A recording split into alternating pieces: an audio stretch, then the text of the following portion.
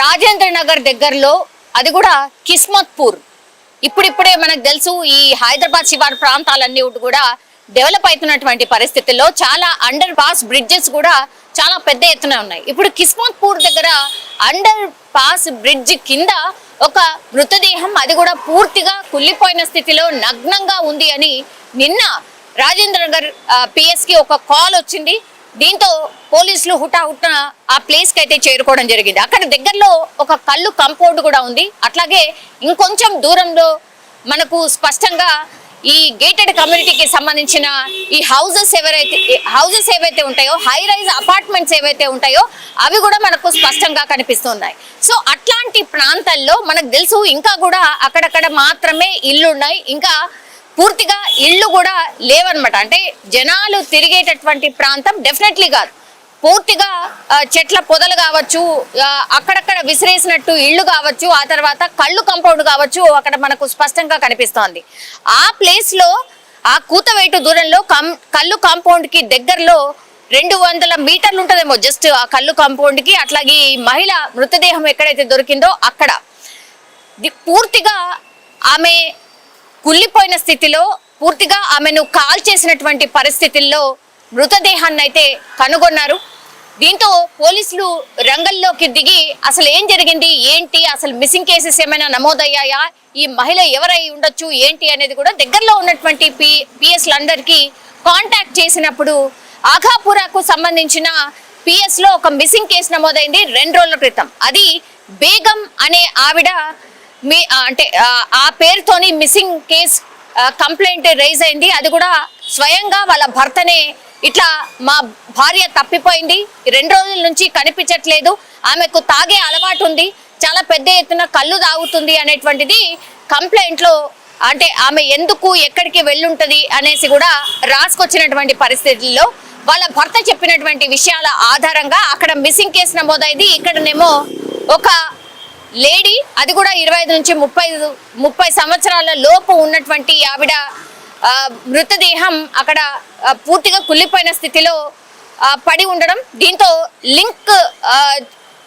Link చూసినప్పుడు పోలీసులకు అర్థమైంది ఏంటంటే ఆ ఆఘాపురలో మిస్ అయినటువంటి ఈ బేగం అనే ఆవిడ ఎవరైతే ఉన్నారో ఆమె మృతదేహమే అయి ఉండొచ్చు అనేసి కూడా పోలీసులు గుర్తించారు. దీంతో ఆ ఫ్యామిలీ మెంబర్స్ అందరినీ కూడా తీసుకొచ్చి చూయించే ప్రయత్నం చేసిండ్రు, ఈమెనైనా గుర్తుపట్టండి అనేటువంటిది. కానీ పూర్తిగా కుళ్ళిపోయినటువంటి స్థితిలో, కాలిపోయినటువంటి స్థితిలో, గుర్తుపట్టరానంతగా అత్యంత ఘోరమైన దయనీయమైన పరిస్థితిలో ఆ మృతదేహం ఉండడంతో వాళ్ళ భర్త కూడా గుర్తుపట్టలేనంతగా దారుణమైన స్థితిలో అక్కడ ఆ మృతదేహాన్ని కనుగొనడం జరిగింది. కానీ అక్కడ దగ్గరలో చూసినప్పుడు కింద అంటే ఈ నల్ల ప్యాంట్ ఏదైతే ఉంటుందో అదొకటి దొరికింది. అట్లాగే పైన స్కార్ఫ్ కూడా బ్లాక్ కలర్ స్కార్ఫ్ దొరికింది. మనకు తెలుసు కదా, బేగం అంటేనే మనకు అర్థమవుతోంది ముస్లిం కి సంబంధించిన మహిళ కాబట్టి ఈ మిస్సింగ్ కేస్, అట్లాగే ఇక్కడ చనిపోయిన ఆవిడ కూడా ఒకళ్ళే అయి ఉండొచ్చు అని ఇప్పుడు ఆ దిశగానే దర్యాప్తు అయితే చేస్తున్నారు. కానీ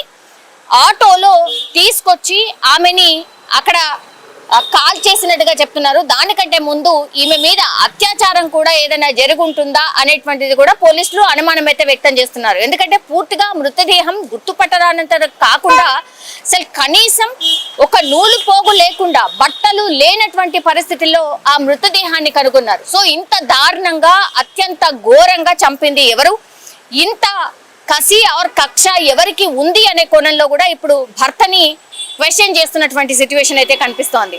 అయితే ఆఘాపురాకు చెందినటువంటి ఆమె ఇప్పుడు కిస్మత్పూర్ కి ఎందుకు వచ్చింది? నిజంగా కళ్ళు తాగే పరిస్థితి ఉంటే మరి అక్కడ కళ్ళు కాంపౌండ్ ఉంది కాబట్టి ఆ ఓనర్ ని అడిగే ప్రయత్నం చేసినప్పటికీ కూడా ఇక్కడ ఎవరు అసలు లేడీస్ రారండి, ఇక్కడికి ఎవరు వచ్చి తాగరు, సో మా వద్ద 2 రోజులు కాదు, 3 రోజులు కాదు, నెల రోజులు మేము పెట్టినప్పటి నుంచి కూడా ఎవరు రారు, ఇక్కడ కేవలం ఈ హై రైజ్ అపార్ట్మెంట్స్ ఏవైతే మీకు కనిపిస్తున్నాయో అందులో పనిచేసే వాళ్ళు మాత్రమే ఇక్కడ నుంచి నడుచుకుంటూ వెళ్తారు, ఆ తర్వాత ఇక్కడ నుంచి పాస్ ఆన్ అవుతూ వెళ్తుంటారు తప్పించి ఎవరు కూడా మా కళ్ళు కాంపౌండ్ కి వచ్చి తాగిన సిచ్యువేషన్ అయితే లేదు అనేటువంటి మాట ఈ కళ్ళు కాంపౌండ్ కి సంబంధించిన వ్యక్తి అయితే చెప్తున్నారు.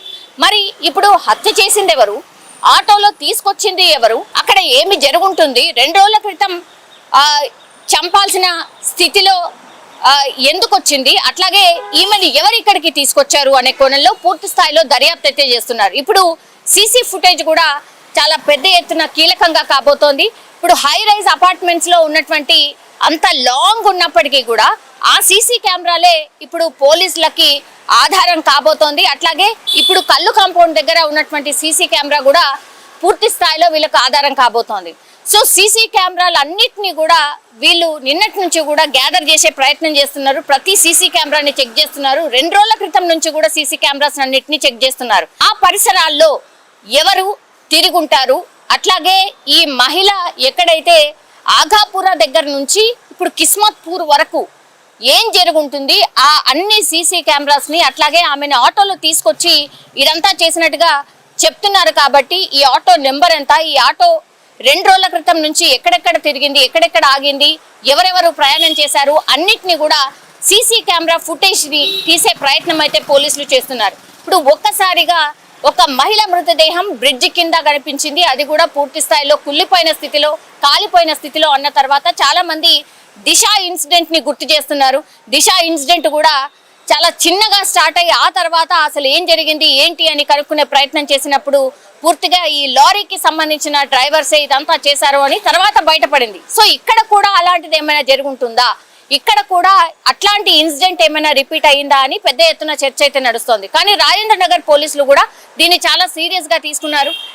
కేసుని ఎంత తొందరగా అయితే అంత తొందరగా ట్రేస్ చేసి పట్టుకునే ప్రయత్నం అయితే జరుగుతోంది అని చెప్పొచ్చు. కానీ 3 రోజుల మిస్సింగ్ కేసు లాస్ట్కి వస్తే ఎవరో అక్కడ కులిపోయిన స్థితిలో మృతదేహం పడి ఉంది అని ఆ పిఎస్ కి ఫోన్ చేస్తే కానీ ఇప్పుడు ఆ మిస్సింగ్ కేసు అట్లాగే మర్డర్ ఈ 2 కూడా లింకప్ చేస్తూ పోలీసులు అయితే కేసుని ట్రేస్ చేసే ప్రయత్నం అయితే చేస్తున్న సిచ్యువేషన్ అయితే కనిపిస్తోంది. ఒక్కసారిగా భయాందోళనకు గురవుతున్నారు అక్కడ ఉన్నటువంటి స్థానికులు కూడా.